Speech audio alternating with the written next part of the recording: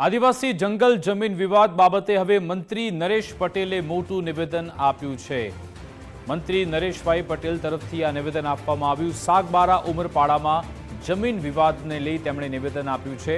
રાજ્ય સરકાર હંમેશા આદિવાસીઓની પડખે છે તેવું નરેશભાઈએ કહ્યું। તેમણે કહ્યું આદિવાસી સમાજને ભાજપ સરકારે જમીન આપી હતી અને જે કાયદેસર હશે તેમને જમીન ખેડવા માટે મળશે। રાજ્ય સરકાર સમગ્ર મુદ્દા પર અભ્યાસ કરી રહી છે।